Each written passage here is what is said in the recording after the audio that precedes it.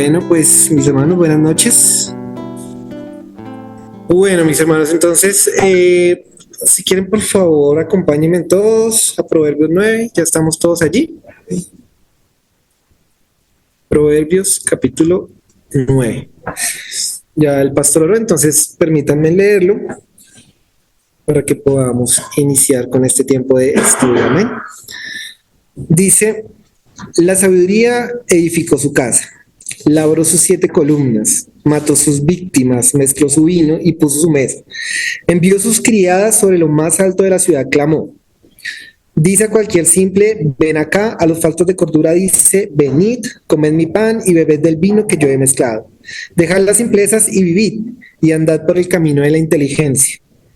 El que corrige al escarnecedor se acarrea afrenta, el que reprende al impío se atrae mancha. No reprendas al escarnecedor para que no te aborrezca. Corrige al sabio y te amará, da al sabio y será más sabio. Enseña al justo y aumentará su saber. El temor de Jehová es el principio de la sabiduría y el conocimiento del Santísimo es la inteligencia. Porque por mí se aumentarán tus días y años de vida se te añadirán. Si fueres sabio, para ti lo serás, y si fueres escarnecedor, pagarás tú solo. La mujer insensata es alborotadora, es simple e ignorante. Se sienta en una silla a la puerta de su casa, en los lugares altos de la ciudad, para llamar a los que pasan por el camino, que van por sus caminos derechos. Dice a cualquier simple, ven acá. A los faltos de cordura dijo, las aguas hurtadas son dulces y el pan comido en oculto es sabroso. Y no saben que allí están los muertos, que sus convidados están en lo profundo del Seol. Bueno, mis hermanos, yo tengo Reina Valera, no sé si en sus versiones cambió un poquitico la versión o es la misma. Si quieres, papi, toma apuntes acá. Bueno, entonces, pues mis hermanos, llegando al capítulo 9, terminamos con esto todo un bloque de capítulos de Proverbios, del 1 al 9. Es un bloque de Proverbios que está dirigido específicamente a los jóvenes, obviamente a todos nosotros. Todos seguimos siendo jóvenes, amén, pero Salomón estaba pensando en los jóvenes de edad, pues al escribir estos proverbios, y muchos de esos consejos pues son para ellos, teniendo en cuenta sus debilidades, sus mayores tentaciones. Entonces son consejos para vivir una vida recta, ¿verdad? ¿Y cómo sabemos esto? Que este bloque del 1 al 9 está dirigido más que todo a este público. Bueno, pues porque tenemos varios versículos a lo largo de estos capítulos que nos dicen a quién está dirigido. Entonces quisiera pedirle por favor a Gabriela que abrieras por favor en Proverbios 5.1, a Nicolás 6.1, a Juan 7.1 y a Vale el 8.32. ¿Cómo inician esos versículos? ¿Qué dice García? Hijo mío, presta atención y que a tu vida me cuides. Hijo mío, presta atención a mi sabiduría. ¿Perdón, proverbios? Creo que te dije 6.1. 6.1. Juan.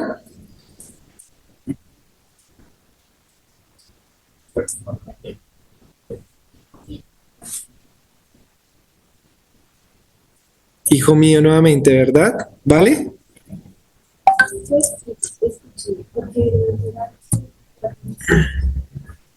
Muy bien. Hijo mío, escúchame. ¿Y Nico? No hay internet. 6.1. Pero bueno, seguramente también es hijo mío, ¿verdad? Ah, mira, acá tiene. Hijo mío, si salieres peor por tu amigo, si has empeñado tu palabra en extraño, te has enlazado con las palabras de tu boca y has quedado preso en los dichos de tu labios. Muy bien, también comienza con hijo mío. Y pues obviamente por todo el contenido, además de estas palabras de hijo mío, también por todo el contenido de este bloque de proverbios, encontramos entonces que los temas son temas que son claves y que son fundamentales para sobre todo los adolescentes y los jóvenes, porque encontramos temas como cuáles, si lo recuerdan, por ejemplo, el hermano Edwin habló mucho sobre qué, sobre el adulterio, hemos hablado sobre qué más. ¿Alguien les recuerda algún tema de los que hayamos hablado en los últimos 9 capítulos de Proverbios? En buscar la sabiduría, no obedecer a los padres. Bueno, muchos temas que van enfocados a los jóvenes, ¿verdad? Entonces, mi hermano, pues tampoco se sienta usted excluido de esta enseñanza ni excluido de este bloque de capítulos, porque pues es para todos nosotros los jóvenes, porque nunca mientras estemos en este mundo, pues nunca dejaremos de ser tentados, ni nunca dejaremos de sentir lo que sentimos, ni nunca dejaremos de ser carne, ¿verdad? Ahora, retomando los últimos capítulos, es muy importante que recordemos algunos elementos claves que nos ayudarán a entender y profundizar en este capítulo 9. Hasta este punto, las enseñanzas de Salomón se han enfocado en describirnos la sabiduría y la insensatez. Y para ello, el autor ha usado una figura literaria que Miguel nos explicó muy bien. ¿Cuál es? La personificación, ¿verdad? Los intelectuales dirían que es antropomorfismo, pero es como darle cualidades humanas a cosas que no son evidentemente humanas. Eso significa, ¿cierto? Como la sabiduría y como la insensatez. Así es que en los últimos proverbios 5, 6, 7, 8, el autor hace una descripción personificada de la sabiduría, del adulterio, de la insensatez. Es decir, que en este punto, hoy, ya en el capítulo 9, deberíamos tener claro, mis hermanos, con todas las enseñanzas que hemos recibido, que han sido excelentes, que han sido muy buenas, deberíamos tener claro qué es la sabiduría y qué es la insensatez o la necedad. Y es por eso que el autor, Salomón, 1000 años antes de Cristo, escribió estos pasajes, nos va a exigir tomar una decisión con este capítulo. Es por eso que el título de este pasaje es el siguiente, para quienes están apuntando: 2 invitaciones, ¿qué? 2 invitaciones, un camino. Esposita me ayudó con el título, porque no vayan a pensar que yo soy muy telenovelero. 2 invitaciones, un camino. Es el título de esta invitación. Esta es el título de este capítulo. ¿Qué días yo acompaño a Nico al colegio siempre y qué días hablábamos mientras caminábamos y hablábamos sobre este pasaje y le preguntaba a Nico, ¿te han invitado a alguna cosa? ¿Recuerdas que te hayan invitado a algo, que hayas recibido alguna invitación? Y me dijo, sí, a cumpleaños. Creo que todos hemos recibido invitaciones a cumpleaños, ¿verdad? Y yo le dije, ¿y tu decisión es ir o no ir a ese cumpleaños? Y él me dijo, en su infinita sabiduría, depende. Creo que esa es la respuesta correcta para todo, ¿verdad? Depende. Entonces yo, como la canción, le pregunté, ¿pero de qué depende? Y me dijo, ¿de quién será la invitación? Obviamente, ¿verdad? Entonces miren que fue interesante porque pues uno diría, bueno, aceptaría la invitación, cualquiera diría, no, pues sí, si me invitan a un cumpleaños voy a comer, voy a, no sé, a divertirme, alguna cosa. No, él dijo depende y depende de la persona que me invite. Entonces seguí preguntándole a Nicolás. Y si quien te invitara fuera una señora que se llamara Sabiduría y preciso para ese momento otra persona te invitara y esa se llamara Insensata, ¿qué escogerías o cuál invitación aceptarías? ¿Qué creen que respondió él? De sabiduría, ¿verdad? Pues ojalá fuera todo así de simple. Ojalá que cada vez que tuviéramos que tomar una decisión, viniera con una tarjetita que dijera atentamente sabiduría o atentamente insensatez. Entonces uno diría, no, pues súper fácil, ¿verdad? Ojalá todo fuera así. Estuviéramos, mejor dicho, súper bien delante del Señor porque tendríamos el discernimiento de saber qué está mal y qué está bien. Pues este capítulo 9 precisamente nos va a llevar a esos 2 escenarios. Nos va a decir, hay 2 invitaciones, una es para la sabiduría, otra vez para la insensatez, y al final debemos tomar una decisión. Entonces, ¿cuál creen que es el primer punto? Mis hermanos que están allí conectados, ¿bien? ¿Me escuchan bien? No los escucho por acá.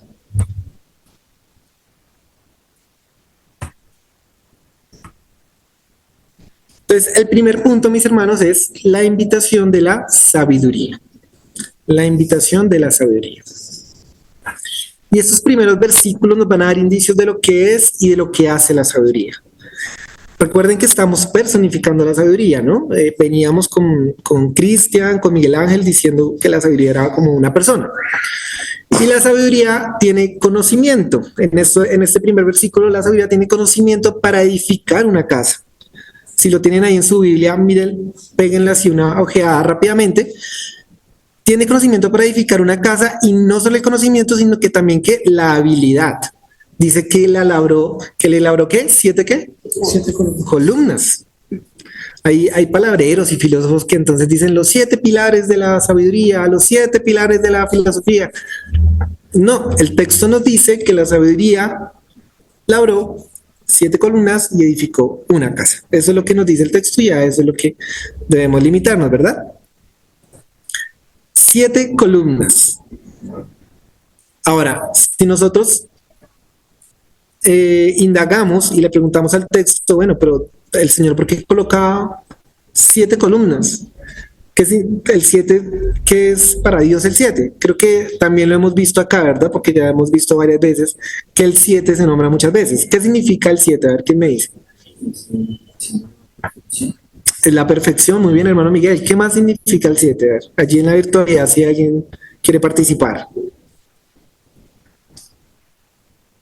¿Qué más puede significar el 7 en la Biblia, según la Biblia? El hombre, uy, qué pena, espérenme que es que estamos cerquita. Ya. El número 7 también se puede significar la creación del hombre.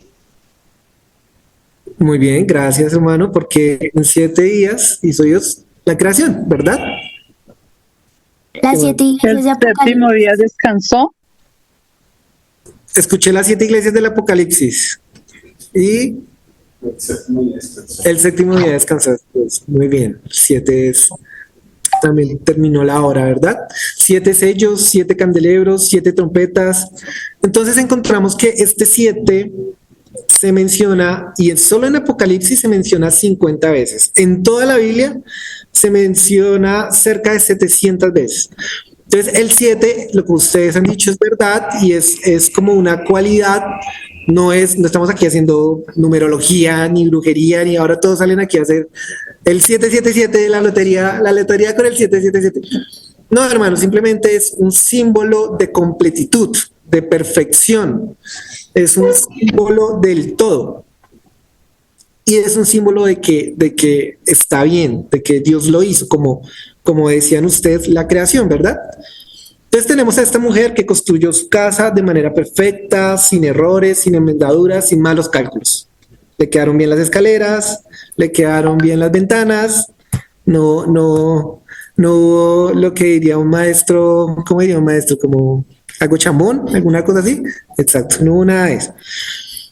Pero miren que, siguiendo con el texto, la sabiduría también es una mujer hacendosa. Miren que sacrificó su comida. Yo tengo en mi Biblia, yo tengo que mató sus víctimas. Es cuando leemos, uy, ¿cómo así que mató sus víctimas? ¿A quién mató? Yo creo que en sus Biblias tienen algo diferente. ¿Qué tienen? Preparado su alimento. Ha preparado su alimento. Exacto, es como alguien que prepara, dice el pastor, prepara un sancocho, un asado y mata al animal, ¿cierto? Mata la gallina o el cordero o cualquier animal que sea que fuera el que vaya a comer, pues dice que ella lo mató, cocinó, mezcló su vino. En ese tiempo, en el contexto de ese tiempo, pues el vino había que hacer un proceso, se mezclaba con agua, puso la mesa, es decir, que esta señora preparó un banquete. ¿Para qué preparamos nosotros un banquete, hermanos? ¿Para qué se utiliza un banquete, sobre todo también en este tiempo, verdad? ¿Para qué eran los banquetes? Para atender a los invitados. Para atender a invitados, Gratitud, celebración. para celebrar, para celebrar. No me acordaba, ya iba a extender cuando yo, ay, ¿verdad que yo no vengo mañana y la tula? Ya la iba a dejar ahí extendida. Ay, Creo que al hermano se le prendía el micrófono. El hermano de la tula. Listo. Entonces, hablábamos del banquete, ¿verdad? Entonces ella preparó un banquete para una celebración. Pero ahora, ¿quién va a ir a esa celebración? Entonces después, este pasaje nos va a ir dando personajes. Ustedes me van a ayudar. ¿Qué personajes van saliendo? ¿Qué personajes reales, no? Porque ahorita estamos hablando de la sabiduría y de la insensatez, pero vamos a ver qué personajes reales, es decir, que sí pueden ser personas, pueden estar apareciendo en el pasaje, ¿no? Entonces, le dice primero a quiénes, a los simples, ¿verdad? Vengan acá. Después le dice a quiénes, a los faltos de cordura. Y ya tenemos dos personajes. Vengan acá, coman pan, vino, dejen las simplezas y vivan, anden por el camino de la inteligencia. Entonces, vemos que la integridad está haciendo una invitación. Esta es la invitación. Le dice a los simples, ¿quiénes son los simples? Creo que también lo hemos visto aquí ya varias veces, pero los simples son aquellas personas que van por donde les digan, que no tienen estructurada una firmeza, que no tienen tal vez un carácter, sino que creen cualquier cosa, no tienen discernimiento, no pueden saber más o menos qué es el bien, qué es el mal. Entonces los simples son aquellas personas que no conocen. Entonces, bueno, está bien. Los faltos de cordura. ¿Cuáles serán esos faltos de cordura? Esas personas que son como tercas, tal vez, esas personas que piensan que lo que están haciendo está bien, que piensan que van por un camino que puede ser un camino que está mal, que sabemos que va mal, pero él piensa que está bien, está convencido de lo que está haciendo está bien. Entonces, a ellos la sabiduría les dice, vengan acá. Esta descripción es la hermosa y valiosa sabiduría a la que Nico le aceptaría la invitación, pero miren que en los versículos del 7 al 12, que son los que siguen, nos va a decir que pues que esta sabiduría no es para todo el mundo, que esta sabiduría realmente es para unas personas. Pero primero comienza diciendo para quién no es. El versículo 7, no es para él, burlador, te pagará con qué, con deshonras. No es para el impío, te pagará con ofensas. Esta sabiduría es para el que está dispuesto a escuchar, versículo 9. Es para el justo, porque el justo desea aprender aún más. ¿Es para qué? Para el sabio. Entonces nos va a recordar, en el versículo 10, nos va a recordar lo que veíamos en el primer capítulo por allá. No sé quiénes tendrán los apuntes. Yo tuve que coger mis apuntes y mirar qué había escrito en ese primer capítulo de Proverbios. Nos va a recordar el principio de la sabiduría, ¿es qué? Es el temor a Jehová. Y precisamente, hermanos, viendo que llegamos a esa idea, es como un círculo, ¿verdad? Comenzamos en el capítulo 1 con este versículo y terminamos en este capítulo 9 con el mismo, casi que el mismo, el principio de la sabiduría del temor de Jehová. Entonces encontramos la misma idea, una tesis y una antítesis. Creo que fue Sebas el que nos dio esta enseñanza. Y Sebas nos hablaba de una tesis y una antítesis y nos decía que el temor a Jehová, que la tesis es el principio de la sabiduría, es el temor a Jehová, y la antítesis es los insensatos desprecian la sabiduría y la enseñanza. Entonces ahí son como, se contraponen, ¿cierto? La tesis, el principio de la sabiduría es el temor a Jehová. Además, porque ¿qué es el temor a Jehová? Y lo veíamos en ese entonces. Temor reverente, respeto al Señor, sujeción al Señor, obediencia al Señor. Entonces, ese es el principio de la sabiduría, es el temor a Jehová. Ahora, ¿qué hacen los insensatos? Desprecian todo esto. Desprecian el temor reverente, el respeto al Señor, la sujeción y la obediencia al Señor. No les interesa. Ahora, mis hermanos, este pasaje me pareció tan claro, tan diáfano, tan gráfico, que no me resistí la tentación de hacer precisamente un gráfico que les voy a compartir en este mismo instante. Sí, Sebas, me da autorización ahí para... Mientras tanto se los voy a enviar... Mientras tanto se los voy a enviar a sus celulares, sus dispositivos, lo voy a enviar a la iglesia para que ustedes puedan abrirlo también.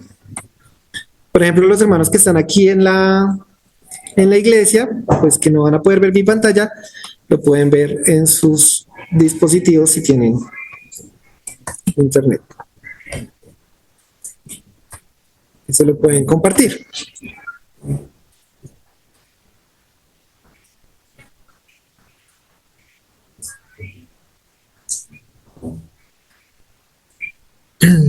Ya tengo internet, ya tengo compartir. A ver, miramos. Sí, ya tengo compartir. Muy bien. Entonces voy a compartir esta pantalla.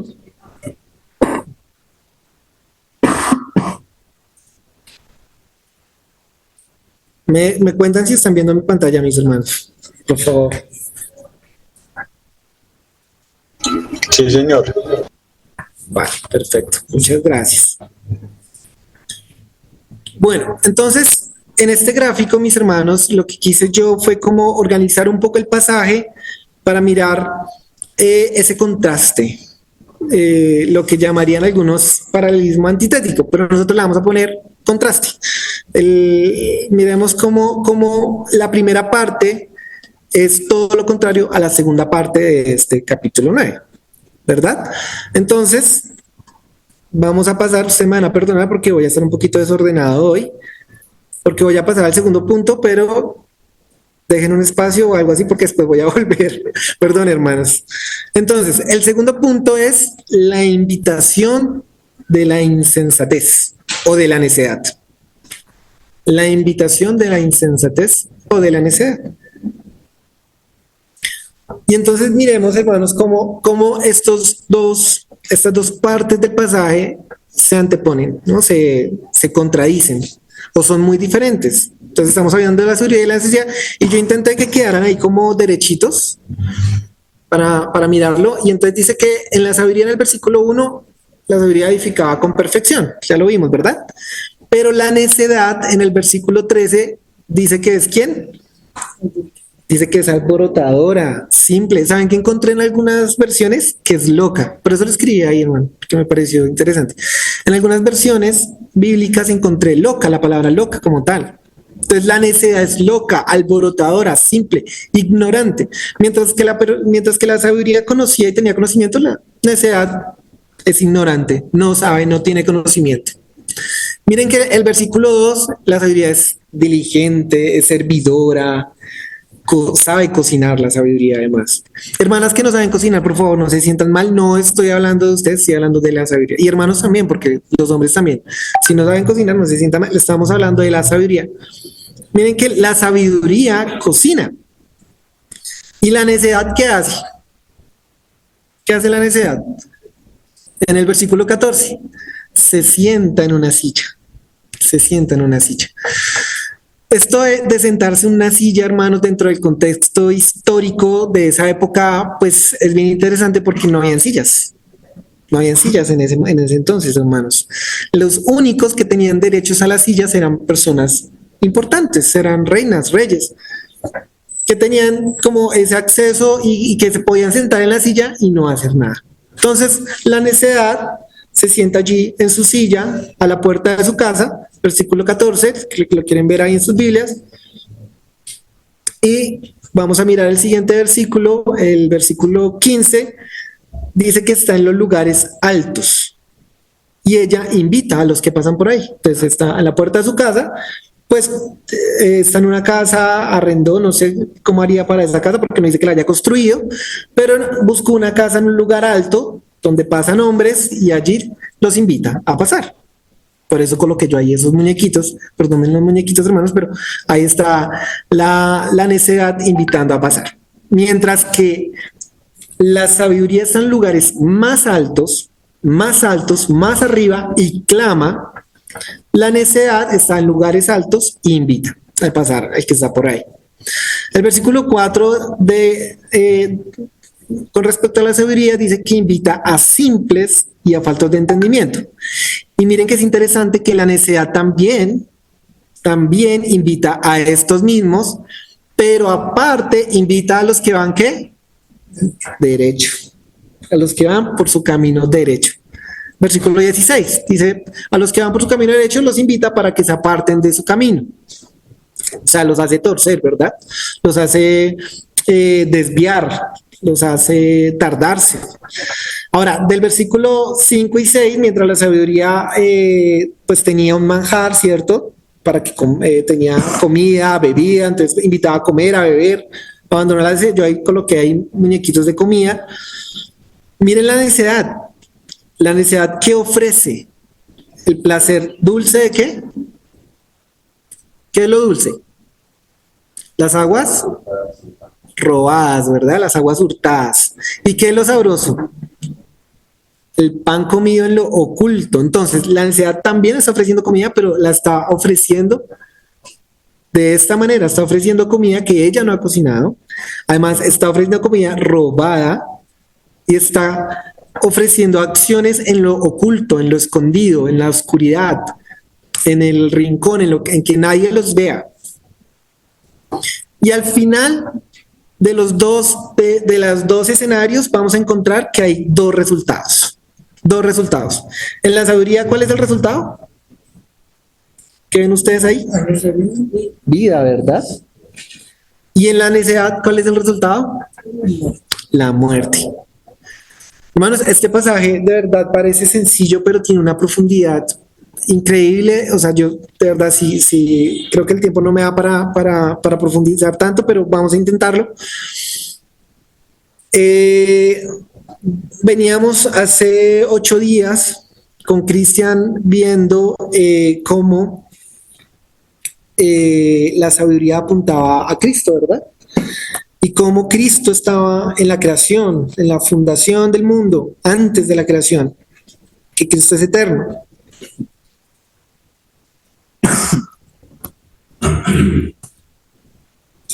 Y veíamos también que habían diferentes elementos que efectivamente hacían que nosotros estuviéramos convencidos y que estuviéramos seguros de que estábamos hablando de Cristo, de que eso apuntaba a Cristo. Y entonces ahorita llego yo a este pasaje, al capítulo 9, y digo, bueno, ¿qué elementos me pueden apuntar a Cristo en este pasaje? Y no es diferente, mis hermanos, no es diferente. Cada elemento de este pasaje apunta a Cristo. ¿Quién dijo que levantaría el templo en 3 días? Cristo. Hablando de la sabiduría, ¿verdad? ¿Quién dijo, o quién fue más bien el cordero sacrificado? ¿Quién fue la víctima? Cristo. ¿Quién puso la mesa, mis hermanos? ¿Quién sirvió la mesa? Cristo. ¿Quién envió a 12 personas a las naciones a clamar y después a toda su iglesia a clamar su verdad, a invitar? Cristo. ¿Quién es pan y vino? Encontramos ahí el pan y el vino, ¿verdad? ¿Quién es pan y vino? Cristo. ¿Quién es el pan de vida? Cristo. ¿Quién dijo, tomen esta copa en memoria de mí, que representa mi sangre? Es Cristo, ¿verdad? ¿Y quién llama al arrepentimiento? Cristo llama al arrepentimiento. Por un momento, hermano, acompáñenme por favor a Lucas 14, porque ustedes van a decir, no, pero estoy como espiritualizando el pasaje porque tengo ahí todos los elementos que apuntaban a Cristo directamente, pero vayamos a Lucas 14 y déjenme, hermanos, leerles rápidamente desde el versículo 15, pero ustedes acompáñenme ahí en su lectura. Muy interesante, miren, las 8:39. Y vamos a intentar abarcar rápidamente esto. Dice desde el versículo 15. ¿Ya lo tienen, Lucas 14? Desde el versículo 15. Listo. Al oír esto, uno de los que estaban sentados a la mesa con Jesús, preciso estaban ahí en la mesa, dichoso el que coma en el banquete del reino de Dios. Jesús les contestó, cierto hombre preparó un gran banquete e invitó a muchas personas. A la hora del banquete mandó a su siervo a decirle a los invitados, vengan porque ya todo está listo. Mandó a recordarles que ya estaba listo y que la invitación ya estaba pues para que los invitados vinieran a comer al banquete. Seguramente estaban celebrando algo, no nos dice el pasaje qué es, pero pudo haber sido un matrimonio, pudo haber sido un cumpleaños o simplemente quería celebrar y hizo un banquete e invitó a todos sus amigos. Pero todos los invitados, sin excepción, todos comenzaron a disculparse. El primero dijo, acabo de comprar un terreno y tengo que ir a verlo. Te ruego me disculpes. El otro indicó, acabo de comprar 5 yuntas de bueyes y tengo que ir a probarlas. te ruego me disculpes. Y otro dijo, acabo de casarme y por eso no puedo ir. El siervo regresó y le informó de esto a su señor. Entonces el dueño de la casa se enojó y ordenó a su siervo, sal deprisa, rápido por todas las plazas y los callejones del pueblo y trae acá a los pobres, a los lisiados, a los ciegos, a los cojos. Señor, dijo luego el siervo, yo hice lo que usted me mandó, pero todavía queda campo, todavía hay lugar, todavía hay sillas, todavía queda espacio para más personas. Entonces, ¿qué le dijo el Señor? Le respondió, ve por los caminos, ve por las veredas y oblígalos, en otras palabras, en otras versiones dice, fuérzalos a entrar para que se llene mi casa. Les digo que ninguno de aquellos invitados disfrutará de mi banquete. Ninguno de los que había invitado primero, porque ninguno vino, ¿verdad? Hermano, las escrituras son tan sorprendentes que hasta para hablar de comida y banquetes están perfectamente alineadas. Salomón escribió casi 1000 años, hermanos. Salomón estuvo del 970 al 931 antes de Cristo. 1000 años antes Salomón estaba escribiendo esto. Y vemos aquí al Señor Jesucristo, 30 años después, hablando de lo mismo. Es un pasaje evangelístico, hermanos, para todos. Dice que los invitó, pero no quisieron venir. Se inventaron además malas excusas. Si a mí me invitan a una fiesta y estoy recién casado, pues, ¿qué digo? No, pues estoy recién casado y me invitan a una fiesta, pues vamos, ¿cierto? Voy con mi esposa y disfruto de la fiesta. Si me invitan a una fiesta y acabo de comprar un terreno, pues ya lo compré. Ya no voy a ir a ver el terreno que compré, no, puedo ir a la fiesta y tengo toda la vida para ver el terreno. Lo mismo los bueyes, tengo que ir a probar los bueyes que compré. Realmente eran malas excusas, ¿verdad? Realmente la gente no quería ir a esta fiesta, no quería ir a este banquete. Nadie vino por cuenta propia a este banquete. Unos no querían ir. Pero miren los otros. ¿Los otros quiénes eran? A los que mandó el Señor a traer. ¿Eran qué? Pobres, mancos, lisiados, ciegos, cojos. Tampoco, mis hermanos, tampoco hubieran venido al banquete por sus propios medios. Pues el ciego, obviamente, el pobre no iba a llegar a un castillo, a un palacio de un rico, menos en esta época. Ni siquiera se podían acercar a esos lugares, ¿verdad? Tenía que haber alguien que los llevara. Tenía que haber alguien que los trajera al banquete para que ellos pudieran disfrutar. El lisiado, alguien que no puede caminar, no va a llegar solo a un banquete, ¿verdad? Además, el texto es claro. El Señor mandó a que los trajera. Y después no solamente mandó a los que los trajera, sino que dice literalmente, fuérzalos, oblígalos a entrar. Ve a los caminos y oblígalos a entrar. Encontramos, hermanos, en estos pasajes que están conectados literariamente, digamos, en sus historias, en su forma de contar, que Dios es el que está llamando a la puerta, que Dios es el que hace la invitación, que la sabiduría, evidentemente, esta sabiduría de la que leímos hoy en el capítulo 9, es Cristo, hermanos. Es Cristo, y es Cristo mismo el que está haciendo la invitación. Y Cristo está diciendo, por eso les dije que perdonad mi desorden, porque miren que ya me devolví. Cristo está diciendo, vengan a disfrutar de este banquete. Miremos por favor un momento, ahí mismo en Lucas 12:35. 12:35.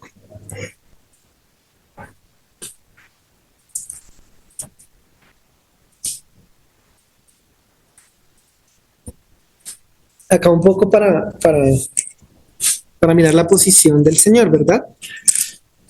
Dice, estad siempre preparados y mantened las lámparas encendidas y sed semejante a hombres que esperan a su Señor que regresa de las bodas para abrirle tan pronto como llegue y llame.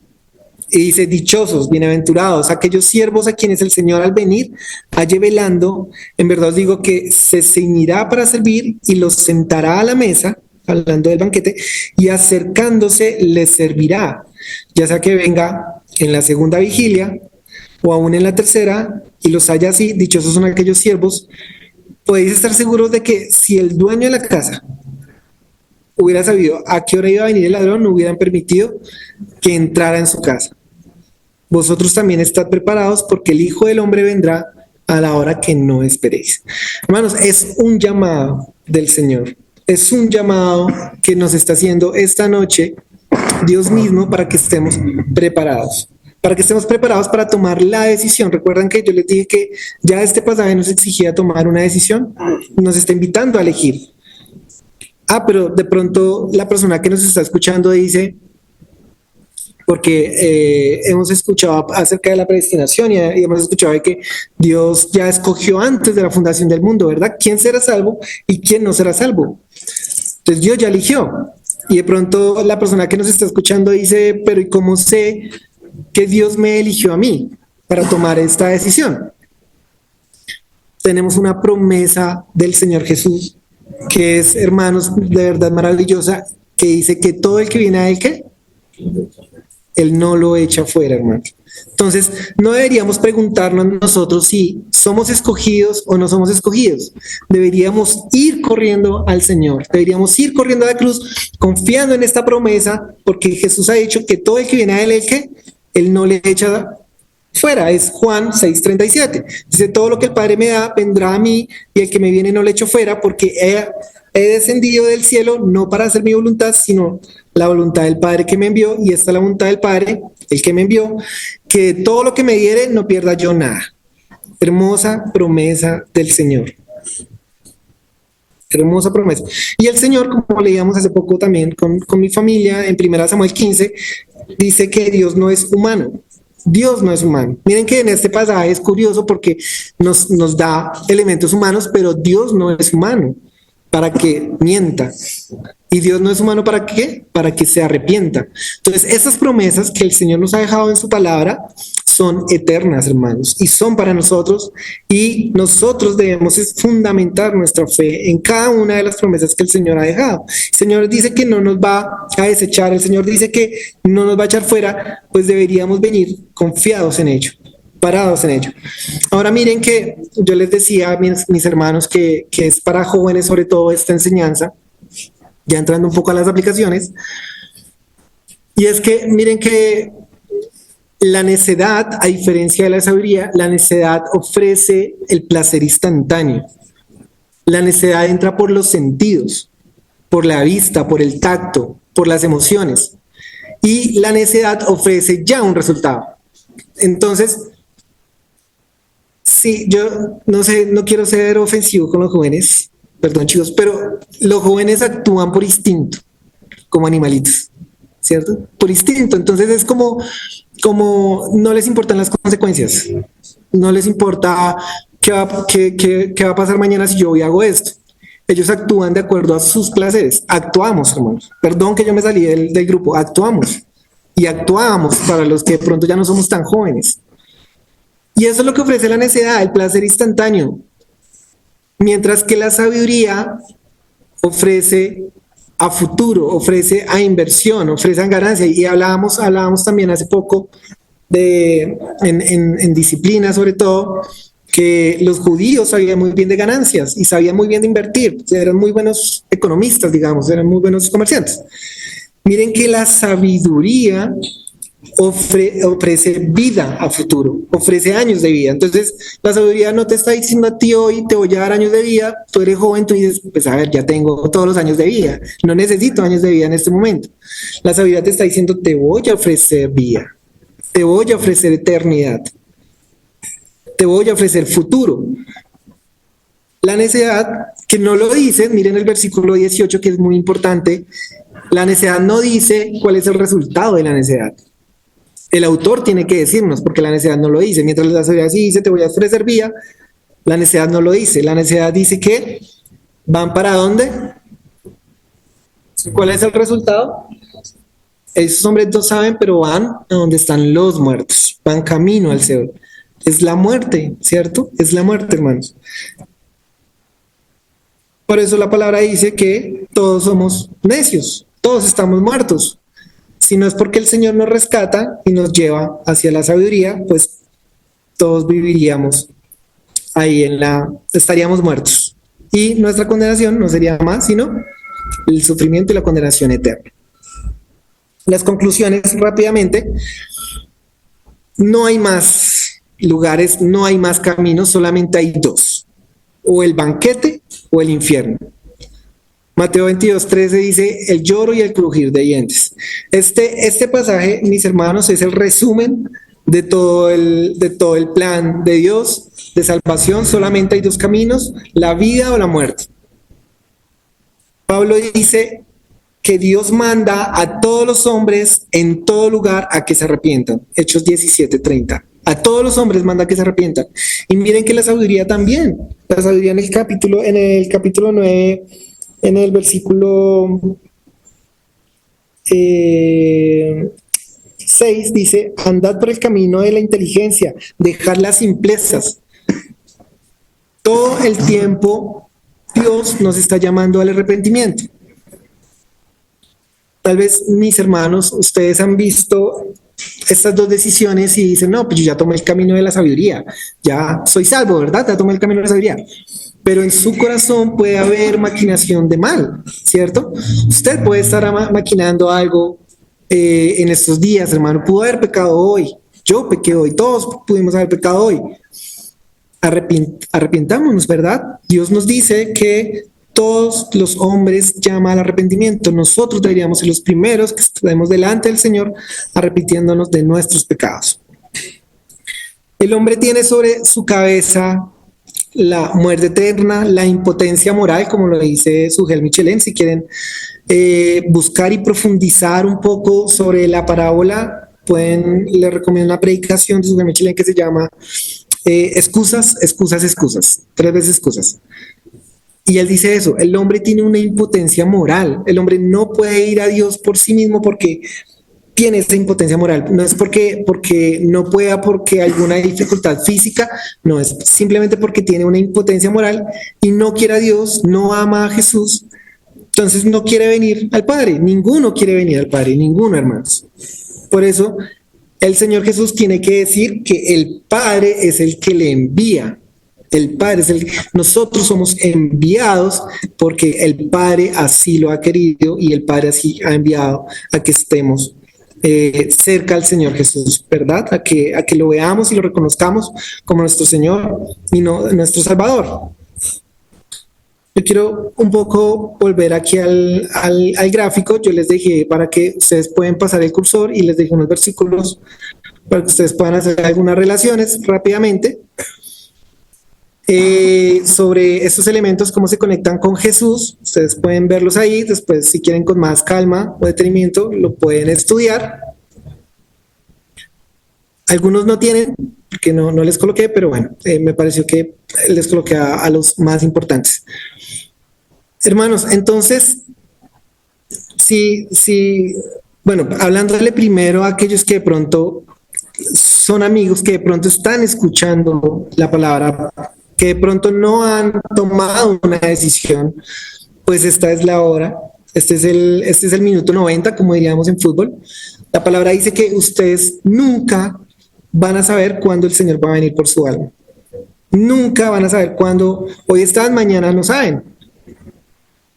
No debería poner este ejemplo, pero bueno, miren al senador, ¿verdad? El senador estaba bien y en 2 segundos el senador está entre la vida y la muerte, ¿cierto?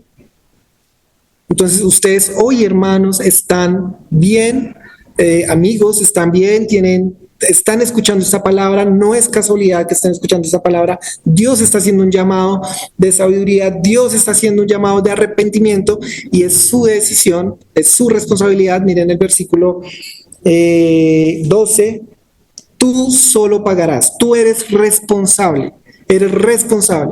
Corre a Cristo. Y si corres a Cristo, Cristo no te echa fuera. Jesús no te echa fuera porque ya fuiste seleccionado, porque ya Dios te ha apartado para Él. Corre a Cristo con seguridad. Amén. Gracias, mis hermanos, por escuchar, por su atención.